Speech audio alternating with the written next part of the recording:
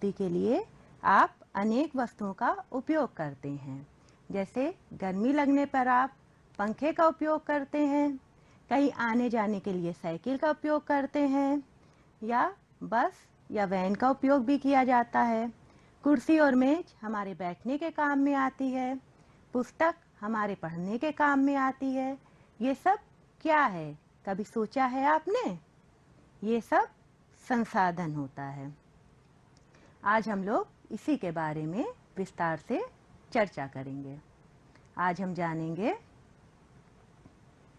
संसाधन के बारे में, संसाधनों के विभिन्न प्रकार के बारे में जानेंगे, प्राकृतिक संसाधन के बारे में जानेंगे, मानव निर्मित संसाधन के बारे में जानेंगे, साथ ही साथ मानव संसाधन क्या होते हैं ये भी जानेंगे, नवीकरणीय संसाधन के बारे में जानेंगे, अनवीकरणीय संसाधन के बारे में जानेंगे, साथ ही साथ संयुक्त राष्ट्र संघ के संसाधन लक्ष्य के बारे में भी जानेंगे।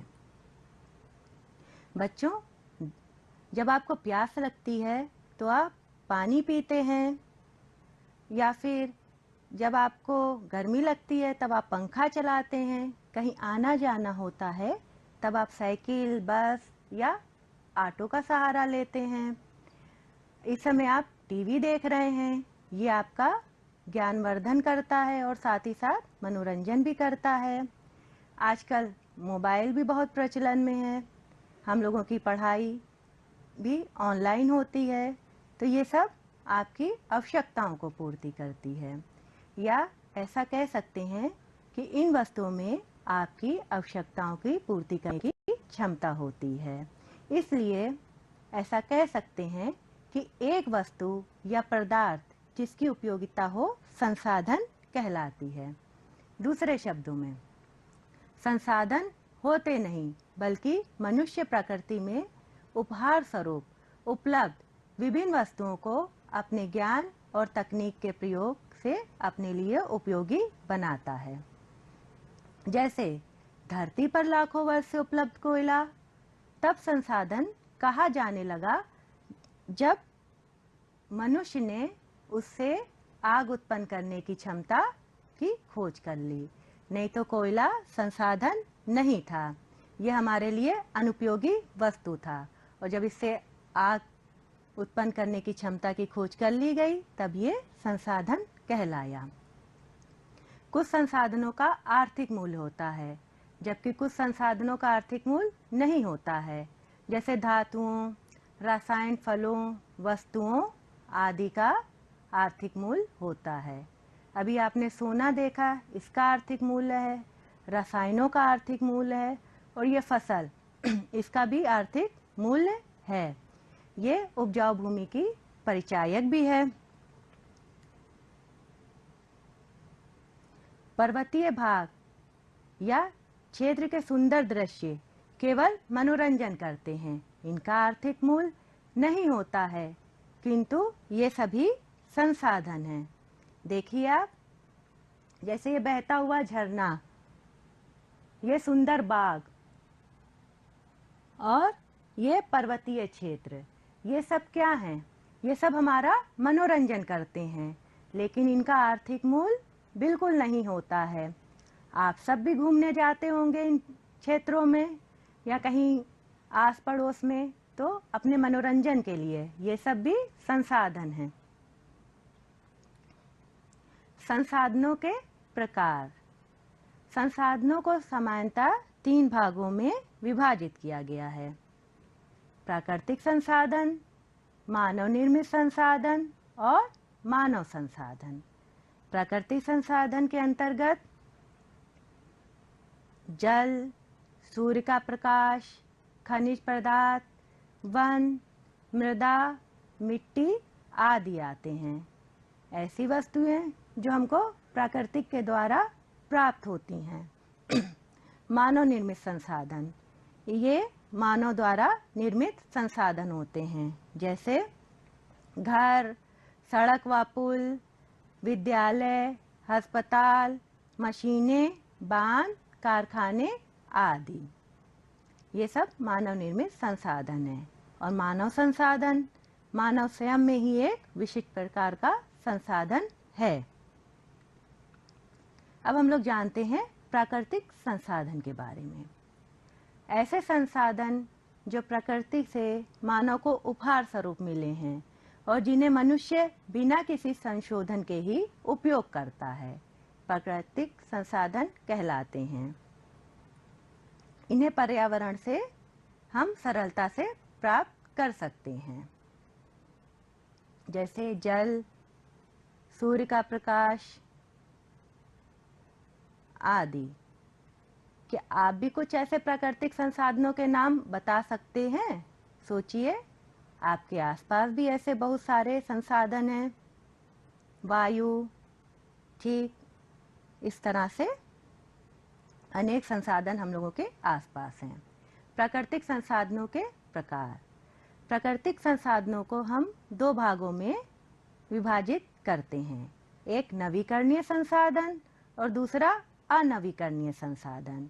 नवीकरणीय संसाधन को हम रिन्यूएबल रिसोर्स भी कहते हैं। री का अर्थ होता है पुनः प्राप्त होने वाले, और नॉन रिन्यूएबल रिसोर्स का मतलब नॉन मतलब नहीं पुनः प्राप्त करने वाले।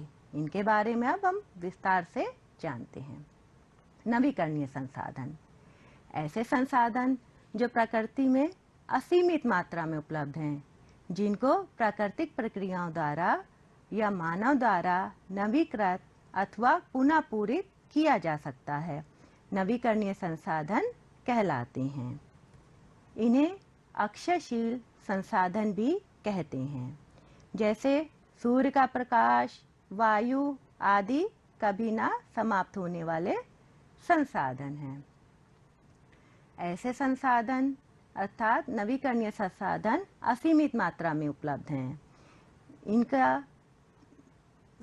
इस्तेमाल करने पर विशेष मात्रा पर ज़्यादा फर्क नहीं पड़ता है, परंतु मानवीय हस्तक्षेप के कारण इसमें अनुपयोगी हो जाते हैं, जैसे वायु का प्रदूषण बढ़ना, जो कि हम लोगों को सांस लेने में दिक्कत कर सकता है। पवन चक्की में वायु द्वारा बहती ऊर्जा को विद्युत ऊर्जा में बदला जाता है। इसका उपयोग चक्की को चलाने में या फिर जल पंप से जल निकालने के लिए किया जाता है। सौर ऊर्जा संयंत्र, इसके द्वारा वैकल्पिक तथा व्यावसायिक और घरेलू विद्युत उत्पन्न की जाती है। सौर ऊर्जा के और भी अनेक उपयोग हैं, जैसे भोजन बनाना इत्यादि। जल चक्की, इसमें आप एक पहिया देख रहे होंगे, इस पर बहता जल या फिर ऊपर से गिरने वाले जल से ये चलता है। इसका उपयोग भी आटा पीसने या चक्की चलाने या फिर अन्य यांत्रिक युक्तियों को चलाने में किया जाता है। अनवीकरणीय संसाधन, वे सभी प्राकृतिक संसाधन जो भूतकाल में निर्मित हुए हैं तथा जिनका भंडार सीमित मात्रा में है, अनवीकरणीय संसाधन कहलाते हैं। इन संसाधनों का एक बार उपयोग कर लेने के बाद इन्हें पुनः प्राप्त नहीं किया जा सकता है। ऐसे संसाधनों का संरक्षण बहुत आवश्यक है, नहीं तो ये भावी पीढ़ी के लिए उपलब्ध नहीं हो सकेंगे। अनवीकरणीय संसाधन कैसे प्राप्त हुए हैं, इसको भी जानते हैं। हजारों करोड़ों साल पहले भौगोलिक उथल पुथल के कारण बहुत से जीव जंतु पृथ्वी में समा गए थे। वहाँ पर अत्यधिक ताप और दाब होने के कारण ये सब पेट्रोलियम ईंधन में बदल गए, जिनका हम लोग इस समय पेट्रोलियम की तरह उपयोग करते हैं। इन संसाधनों को पुनः निर्मित होने में हजारों वर्ष लग जाते हैं, जो कि मानव जीवन की अवधि से बहुत अधिक हैं। प्रकृति में उपलब्ध धातुएं और जीवाश्मी ईंधन, कोयला, पेट्रोलियम, प्राकृतिक गैस अनवीकरणीय संसाधन हैं। ये देखिए, हरी बत्ती पे क्या होता है, ट्रैफिक लाइट पे जब हरी बत्ती जलती है तो हम लोग कार चलाते हैं, और जब पीली बत्ती क्या कहती है, प्रतीक्षा करो।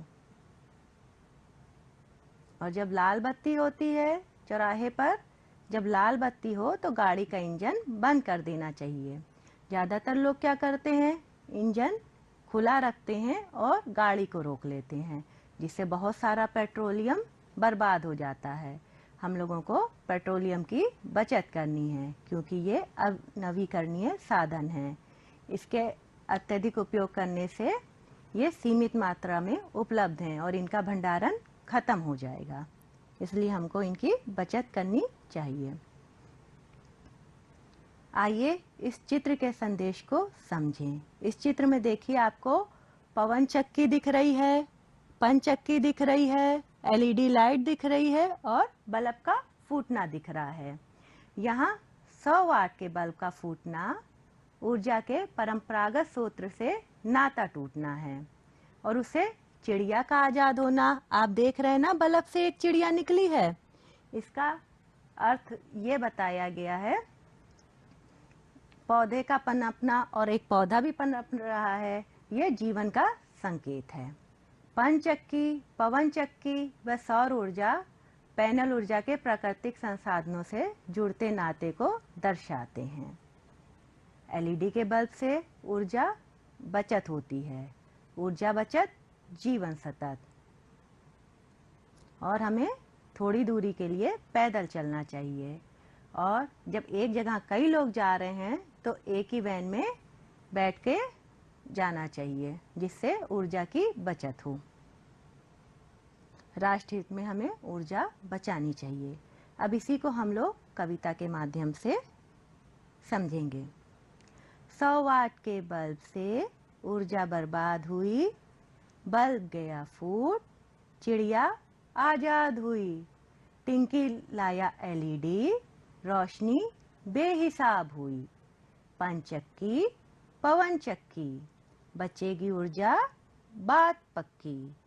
कोयला वैसे भी काला है, यहाँ सौर ऊर्जा का उजाला है। ऊर्जा बचत, जीवन सतत।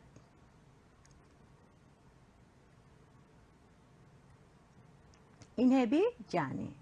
सर्वव्यापक संसाधन, जैसे कि नाम से ही पता चल रहा है, जो सब जगह व्याप्त हों।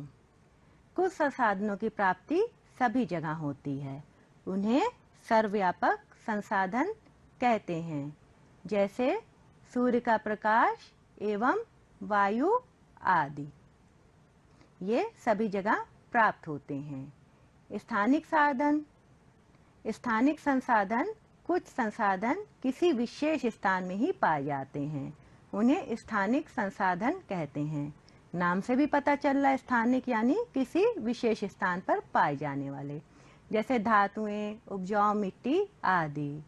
हम लोग कुछ ही जगह पे इनके खानों का पता जानते हैं।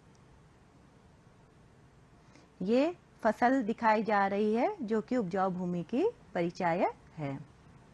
मानव निर्मित संसाधन, जब प्रकृति में उपलब्ध किसी पदार्थ का मूल रूप मानव द्वारा अपनी उपयोगिता के आधार पर बदल दिया जाता है, तो वह नवनिर्मित पदार्थ मानव निर्मित संसाधन कहलाता है। लोह खनिज उस समय तक संसाधन नहीं था जब तक कि लोगों ने उससे लोहा बनाना नहीं सीखा था। लोग जब लोह खनिज से लोहा बनाने की कला सीख गए, तो इससे पुल, बांध, सड़क, वाहन, दैनिक जीवन में काम आने वाली वस्तुएं बनाने लगे। अब लोहे से निर्मित वस्तुएं मानव निर्मित संसाधन हैं। आप भी बहुत सारी लोहों की वस्तुओं को जानते हैं, कुछ के बारे में बताइए। जैसे आपकी रसोई घर में चिमटा है, तवा है। कृषि क्षेत्र में बहुत सारे लोहे की वस्तुएं का इस्तेमाल किया जाता है, जैसे खुरपी है, हसिया है, कुदाल आदि। तकनीकी भी एक मानव निर्मित संसाधन है। संसाधन संरक्षण, यदि हम नवीकरणीय संसाधनों के उपयोग के प्रति सतर्क नहीं हैं, तो एक दिन वे हमारे लिए दुर्लभ हो सकते हैं, जबकि अनवीकरणीय संसाधन तो निश्चित ही समाप्त हो सकते हैं। संसाधनों के विवेकपूर्ण उपयोग को ही संसाधन संरक्षण कहते हैं। अनवीकरणीय संसाधनों के अंधाधुंध उपयोग पर लगाम लगाने की जरूरत है। जल के बिना जीवन संभव नहीं है। देखा आपने, एक एक बूंद को बचाना चाहिए। जल के अभाव में जीव जंतुओं, वनस्पतियां एवं स्वयं मानव जाति का जीवन असंभव हो जाएगा। सोचकर देखिए, क्या जल के बिना हम लोग जीवित रह पाएंगे? नहीं ना। तो इसलिए हम लोगों को जल की बचत करनी चाहिए। जल को व्यर्थ नहीं बर्बाद करना चाहिए। हम लोग क्या करते हैं, ब्रश करते समय घंटों नल खुला छोड़ देते हैं, जिससे बहुत सारा पीने योग्य पानी बेकार चले जाता है।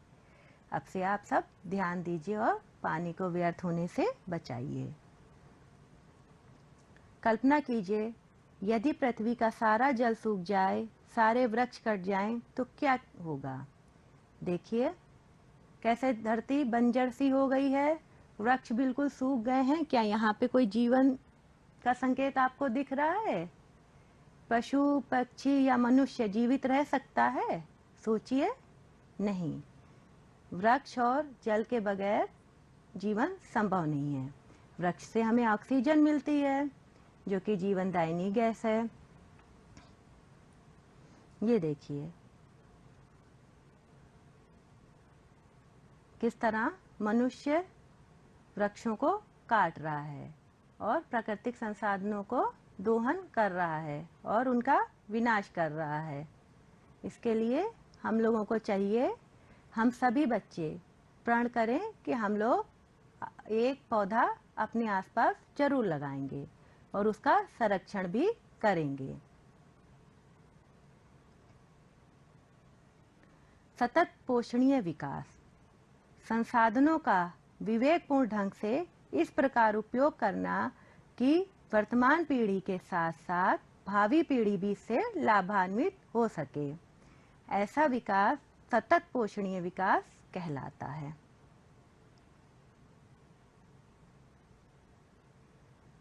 संसाधन संरक्षण का अर्थ संसाधनों के प्रयोग को पूर्णतः रोकना नहीं है, बल्कि इसके विवेकपूर्ण ढंग से उपयोग से है।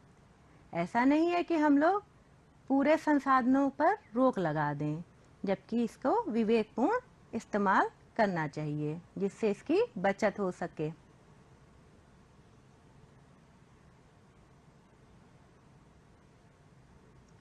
सतत पोषणीय विकास के क्षेत्र, पृथ्वी की जीवन शक्ति और विविधता का संरक्षण करना। हमें जितने भी प्राकृतिक संसाधन प्राप्त हैं, उनकी विविधताओं का संरक्षण करना चाहिए। कहीं पे मरुस्थल है, कहीं पर्वतीय क्षेत्र है, कहीं वन है, इन सब का हम लोगों को संरक्षण करना चाहिए। प्राकृतिक संसाधनों के ह्रास को न्यूनतम करना, प्राकृतिक संसाधनों को हम लोगों को नष्ट होने से कम करना है, इनका संरक्षण करना है। हम लोगों को पौधे लगा के वनों का निर्माण करना है और जल प्रदूषण, वायु प्रदूषण आदि को भी ह्रास करना है, कम करना है। पर्यावरण के प्रति व्यक्तिगत व्यवहार और अभ्यास में हम लोगों को परिवर्तन लाना है।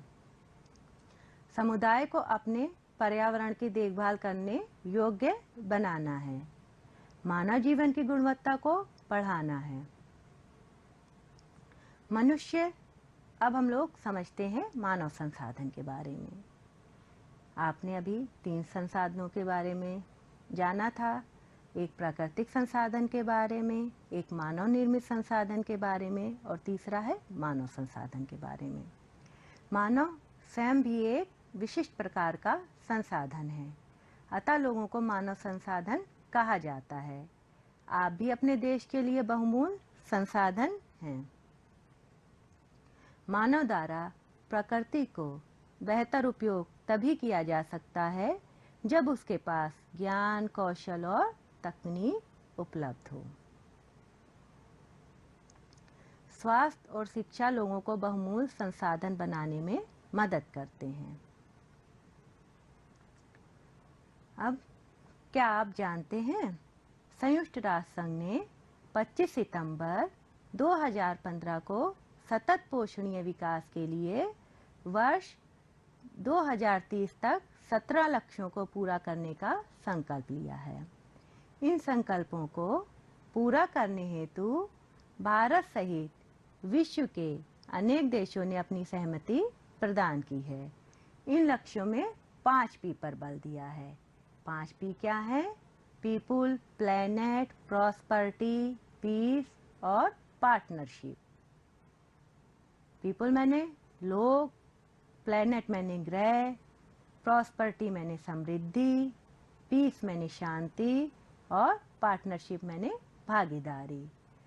ये 5 लक्ष्यों पर जोर दिया गया है।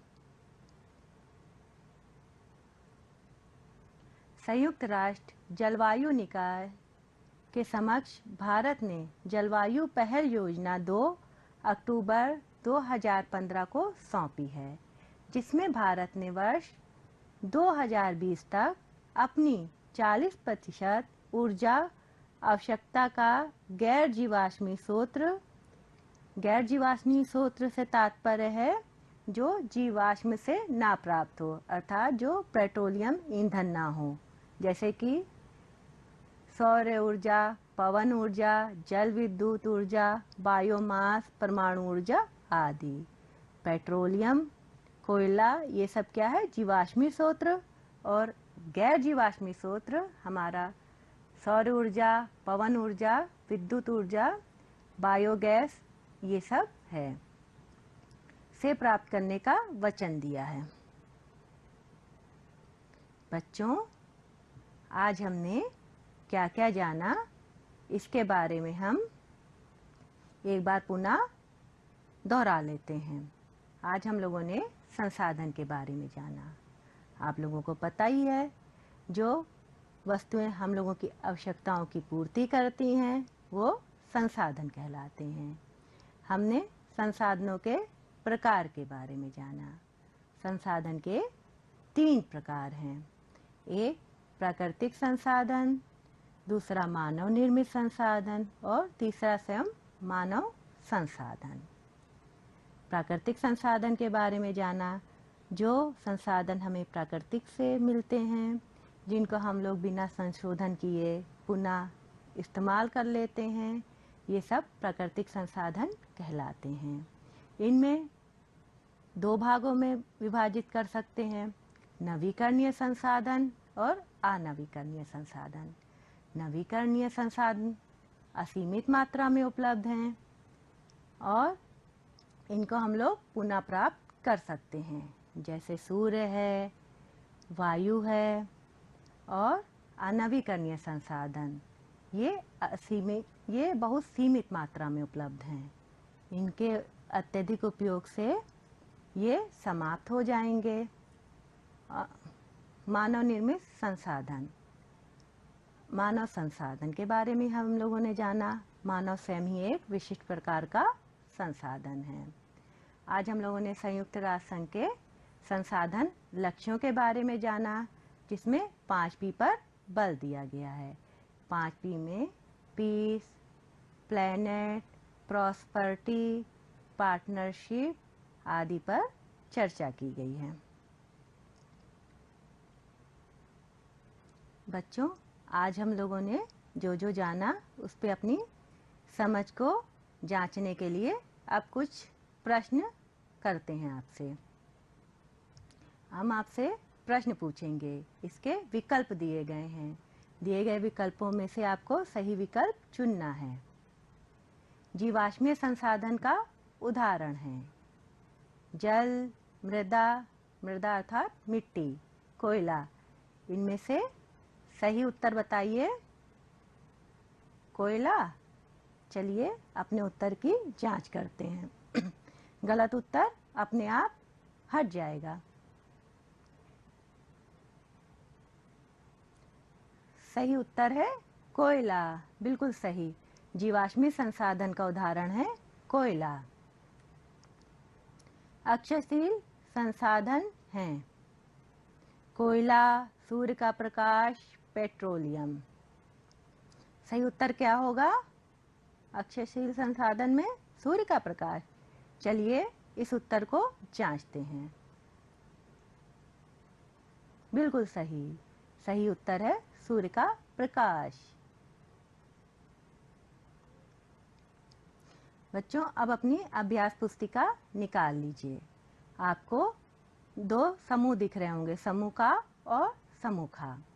समूह का में आपको सूर्य का प्रकाश, कोयला, वन, मानव निर्मित संसाधन और सर्वव्यापक संसाधन दिख रहे हैं। समूह खा में सड़क व पुल, वायु, जीवाश्मी संसाधन, अक्षयशील संसाधन और प्राकृतिक संसाधन दिख रहे हैं। आपको इनका सही जोड़ा मिलाना है। जैसे कि सूर्य के प्रकाश को हमने अक्षयशील संसाधन से मिला दिया, वैसे ही आप सबके सही जोड़े बनाएंगे। अगले पाठ में आपसे फिर मिलेंगे कुछ नई जानकारियों के साथ। तब तक के लिए बहुत बहुत धन्यवाद।